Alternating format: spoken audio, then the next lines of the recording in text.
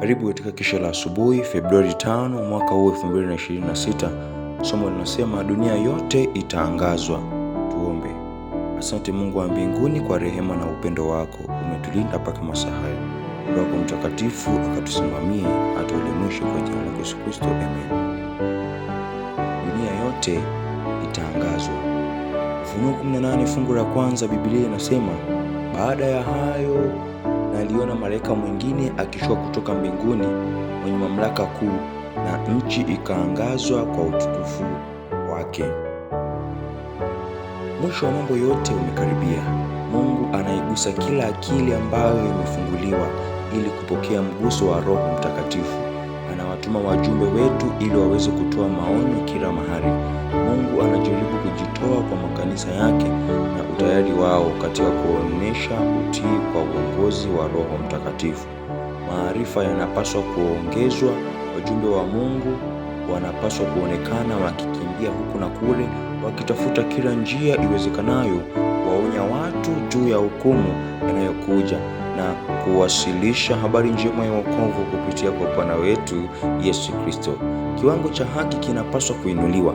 Roho wa Mungu anaigusa mioyo ya watu, na wale wanaoitikia mwito wake watakuwa nuru kwa ulimwengu. Kila mahali wanaonekana wakisonga mbele ili kuwasilisha kwa wengine nuru ambayo wameipokea, kama waliofanya baada ya kumwagwa kwa Roho Mtakatifu kwenye siku ya Pentekoste. Na kadiri wanavyoruhusu nuru yao kuangaza, wanapokea zaidi na zaidi uwezo wa Roho Mtakatifu. Dunia inaangazwa kwa utukufu wa Mungu.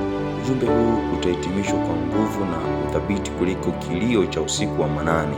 Watumishi wa Mungu wakiwa wamejazwa na nguvu kutoka juu, nyuso zao zikiangazwa na kung'aa kwa wajibu mtakatifu, walisonga mbele ili kutangaza ujumbe kutoka mbinguni. Wengi walikuwa wakimsifu Mungu. Wagonjwa waliponywa na miujiza mingine ilitendeka. Roho ya maombezi ilionekana kama ambavyo ilidhihirishwa kabla ya siku ya Pentekoste. Mamia na maelfu walionekana wakizitembelea familia na wakifungua mbele yao neno la Mungu. Mioyo iliyoongolewa na nguvu ya Roho Mtakatifu na roho ya uongofu wa kweli ilidhihirishwa. Kila upande milango ilifunguliwa wazi ili kuhubiriwa kwa ukweli. Ulimwengu ulionekana kuangazwa kwa mvuto wa mbinguni.